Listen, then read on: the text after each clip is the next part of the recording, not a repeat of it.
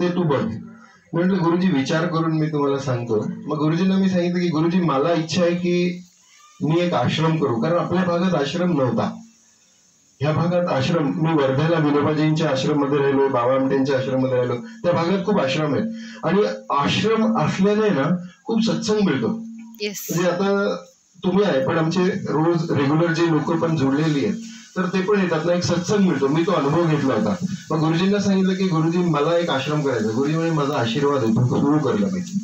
गुरुजींनी मला कातर खडकला पाठवलं होतं. 165 एकरचा तो डोंगर होता आणि जेवायला मी 2 किलोमीटर खाली यायचो. तर तो अनुभव, त्यानंतर मग मी महांकाळ वडगाव आहे तिथे एक गायत्रीचं अनुष्ठान केलं. गुरुजी अण्णा हजारे शेवटच्या दिवशी तिथे आले होते. मी 2 वर्ष त्या गावात होतो. त्यानंतर एक इथून घारगाव, पुण्याच्या रस्त्याला घारगाव माहित असेल तुम्हाला, त्याच्या पूर्वेला एठीवाडी म्हणून आहे. तिथे एक 7 वर्ष एका टेकडीवर राहिलो मी. तिथं एक 40 एकरात झाडं लावली आहेत, ते 15-20 हजार झाडं. आणि तो एक अनुभव, सगळा तो अनुभव, त्या अनुभवामुळे इथं मला हे करणं खूप सोपं झालं. आणि वडिलांनी ही जमीन पण दिली होती. लिटरली 2018 मध्ये इथं मी टँकरनी पाणी घातलंय झाडांना. 1 लाख रुपयाचं मी पाणी घेऊन इथं घातलंय. शेजारचे म्हणायचे तुम्ही झाडांसाठी टँकर मागवताय.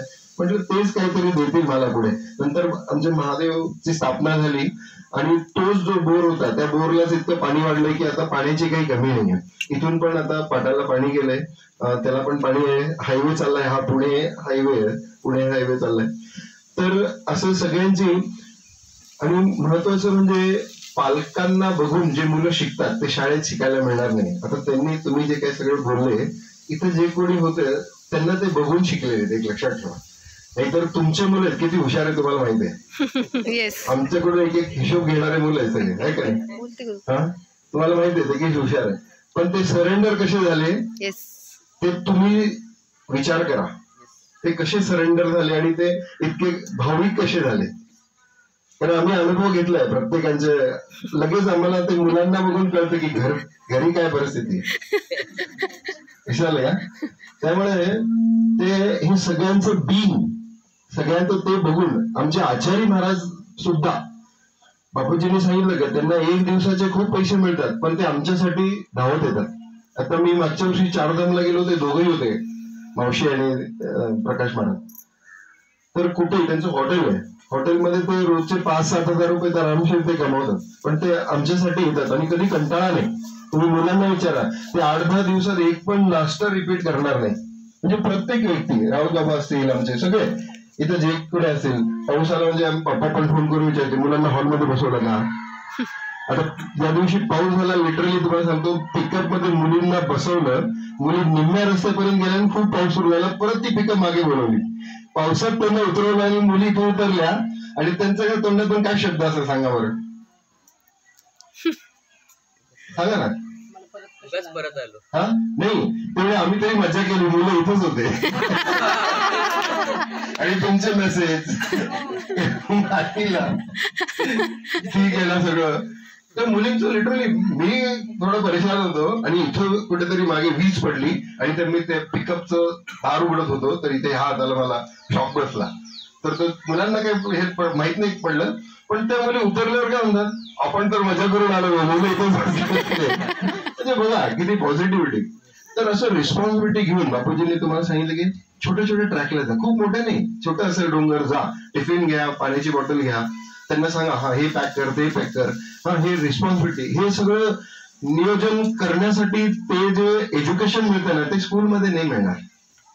त्यामुळे ते हे इथं जे त्यांना मिळतं ना ते स्कूलमध्ये मिळणार नाही. आता अचानक मिसाळ महाराज माहितीये का तुम्हाला, पारनेरचे भागवताचार्य डॉक्टर विकासानंदजी मिसाळ महाराज, त्यांचा फोन आला की मी एक 4-5 तास आराम करायला येतो. शिकायला बोलवलं पटकन आणि मी माझं हे झालं, लवकर करा ना, हे करा. त्याने बाबा तुम्ही शांत राहा ना, आम्ही करतो ना व्यवस्थित, म्हणजे नाही का. मी जरा हे झालं तर थोडी आमची बहीण पण चिडते, तू शांत राहा ना, होईल ना सगळं व्यवस्थित. पण आमची मुलं, तुम्ही काय काळजी करू नका, आम्ही आहे ना. इतके छोटे छोटे मुली, पण आम्ही आहे ना बाबा, तुम्ही काय काळजी करू नका. पटकन त्यांनी माईनी सगळं रूम साफ केलं, फुलं ठेवली, महाराज येणार आहे तर ते उदबत्ती, कापूर पेटवला, आतमध्ये धूप लावली. तर त्या मुलांमध्ये क्वालिटी आहे, पण ते सगळं तुम्ही कसं त्यांना फोकस करता हे महत्वाचं. तुम्ही पण जबाबदारी घेऊन त्यांना छोट्या छोट्या गोष्टी, फिरायला जाणं, महिन्यातनं एकदा तुम्ही ट्रॅकिंगला जा. केचवा कंपनी येते, त्याचा टेंट मिळतो. कधीतरी तुम्ही एक कुठल्या तरी छोट्याशा गावात जा, त्यांच्या ओट्यावर तो टेंट लावून राहा. त्यांच्या घरात चुलीवर काहीतरी मॅगी बनवा. ते जे एज्युकेशन त्यांना मिळणार आहे ना, ते आयुष्यभर विसरणार नाही.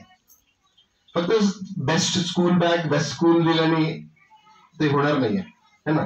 सोहम पण असेल, तो पण सगळे चांगले, पण त्यांच्यासाठी वेळ द्यायला पाहिजे.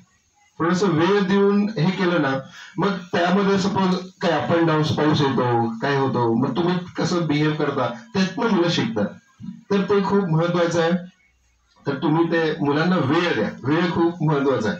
आणि कधीही तुम्हाला वाटलं तर तुम्ही इथं आश्रममध्ये येऊन राहू शकता. तुम्हाला जसं ही मुलांनी 1 महिन्याची खूप मोठी तपस्या केलेली आहे.